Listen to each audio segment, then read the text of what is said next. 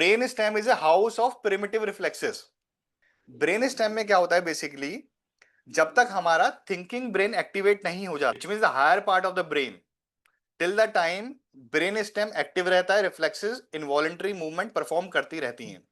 जैसे ही बच्चे को स्टिमुलस मिलता है, इनपुट मिलता है कोई भी, बच्चा उसके हिसाब से इमीडिएट एक एक्शन लेता है, और which is involuntary and automatic, में बच्चे का कोई भी कंट्रोल नहीं होता। Brain stem lower part of the brain and cortex is the higher part of the brain which is thinking brain. तो once thinking brain gets activated, वो उसको बोलता है now I am in charge, I am a CEO of the company, so let's stop all these involuntary movement, and the reflex got integrated. अभी अभी आप समझ गए कि इंटीग्रेशन कैसे होता है, लेकिन प्रॉब्लम क्या है कि हमारे बच्चों में इंटीग्रेट नहीं हुई रिफ्लेक्सेस। तो अब गैप कहां पे आया पूरे सिस्टम में, that we need to understand. Now the higher part of the brain, that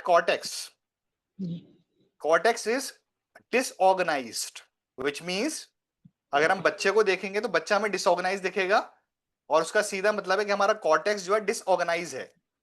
तो सीईओ जो है, जो डिसऑर्गेनाइज है, उसकी पावर बहुत ज्यादा कम हो चुकी है। सीईओ ने, यानी कॉर्टेक्स ने ब्रेन स्टेम में ब्रेक अप्लाई कर दी, बट क्योंकि कॉर्टेक्स वीक हो गया हमारा, वीक होने की वजह से जो ब्रेक उसने अप्लाई करी उसके अराउंड कुछ लीकेजेस रह गए, और उन लीकेजेस में से रिफ्लेक्सेस जो हैं इनवॉलेंटरी मूवमेंट परफॉर्म करती हैं, और हमारी फंक्शनल लाइफ में बच्चों की प्रॉब्लम्स क्रिएट करती हैं। नाउ अब इसको इंटीग्रेट कैसे करना है? एक तरीका हमारे पास है, या तो हम कॉर्टेक्स को स्ट्रॉन्ग कर दें। तो कॉर्टेक्स को स्ट्रॉन्ग करने का तरीका क्या है? कॉर्टेक्स को समझने के लिए हमें देखना है बच्चे को। If my child is disorganised, which means my cortex of the brain, यानी thinking brain, is completely disorganized। या तो मेरे ब्रेन में बहुत ज्यादा नॉइस है, या बहुत कम सिग्नल्स हैं। So what I'm trying to say here is, या तो बच्चा हाइपर एक्टिव है तो बहुत सारे सिग्नल्स ब्रेन में जा रहे हैं जो ब्रेन प्रोसेस नहीं कर पा रहा, थिंकिंग ब्रेन, या मेरा बच्चा हाइपो है, यानी वो रजिस्टर नहीं कर पा रहा इनपुट्स को, tactile input, vestibular input, प्रोप्रोसेप्टिव inputs, और जो इनपुट्स ना रजिस्ट्रेशन करने की वजह से जो इनपुट्स पहुंच रहे हैं ब्रेन में वो फॉल्टी इनपुट्स हैं, और फॉल्टी इनपुट्स को ब्रेन प्रोसेस नहीं कर पा रहा ठीक से, या उसका जो आउटकम बना रहा है ब्रेन, वो आउटकम में हमें बच्चा हमें डिसऑर्गेनाइज दिख रहा है अपना। क्या करना है? पहले हमें अपने कॉर्टेक्स को ऑर्गेनाइज करना जरूरी है, क्योंकि cortex is the CEO of the company, और CEO of the brain I would say, यानी वही टॉप अथॉरिटी है, थिंकिंग ब्रेन। जब तक वो ठीक से नहीं कंट्रोल में आता तब तक ब्रेन स्टेम पे वो कंट्रोल नहीं ले पाएगा। So we have two ways of doing that. Number one is, पहले हम देखें हमारा बच्चा डिसऑर्गेनाइज क्यों है। If my child is disorganise because of sensory dysfunction, तो मुझे उसकी सेंसरीज को पहले स्टेबल मोड पे लेके आना पड़ेगा। यानी what I am trying to say here is, we have to give proper sensory input to kid, जिससे वो जो मैसेजेस ब्रेन में पहुंचे वो प्रॉपर पहुंचे, ब्रेन उसको ऑर्गेनाइज करें, because sensory input is the food of the thinking brain, cortex. तो जब फूड उसको मिला और वो स्ट्रेंथन हो गया, तो स्ट्रेंथन होने के बाद वो पावर में आएगा, जब वो अगेन ब्रेक अप्लाई करेगा ब्रेन स्टेम पे, तब कोई लीकेजेस नहीं बचेंगे, and these reflexes gets integrated. आप समझ पा रहे हैं मेरी बात को? कंफ्यूजन तो नहीं है? बहुत सिंपल करने की कोशिश कर रहा हूं मैं, so that all of you can understand this very complex topic. तो this is one way of doing that.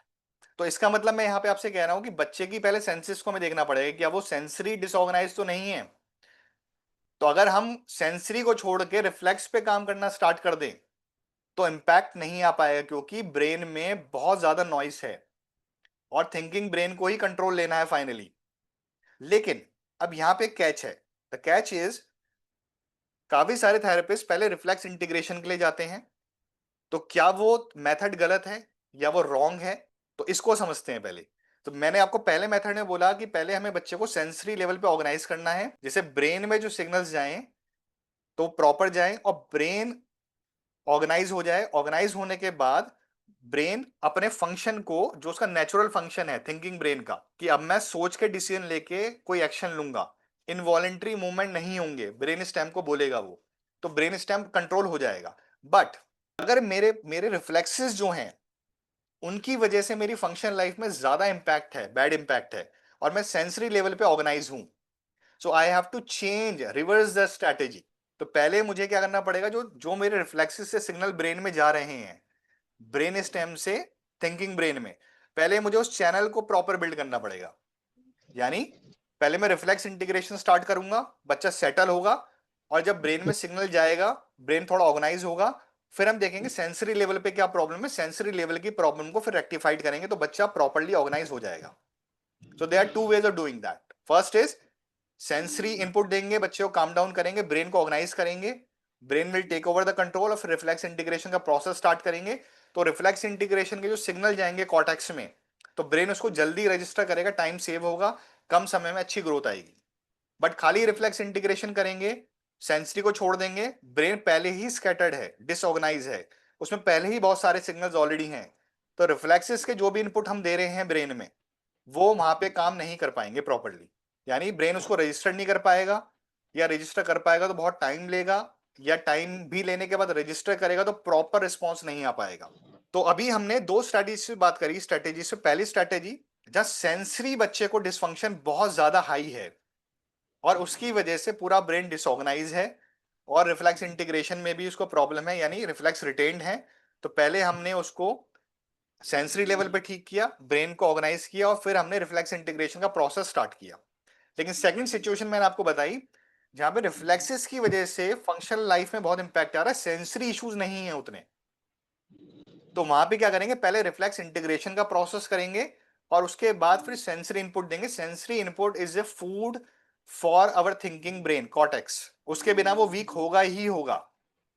तो आप ये समझ लीजिए कि ये सेंसरी इनपुट्स और रिफ्लेक्स इंटीग्रेशन प्रैक्टिकली अलग नहीं है, ये दोनों चीजें कंबाइंड ब्रेन को ही ऑर्गेनाइज करने वाली हैं।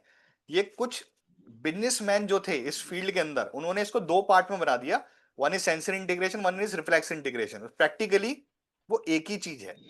यानी what I am trying to say here is, अगर आपका थेरेपिस्ट एक्सपीरियंस थेरेपिस्ट है तो जब वो ओटी करेगा बच्चे की सेंसरी, तो वो उसके संग संग रिफ्लेक्स को कंसिडर करेगा और कंबाइंड अप्रोच से ही काम करेगा। उसके लिए स्पेशल उसको हाईलाइट नहीं करना कि I am working on reflex integration, वो सेंसरी के संग ही करना पड़ेगा। It's a combined approach. Thank you so much parents.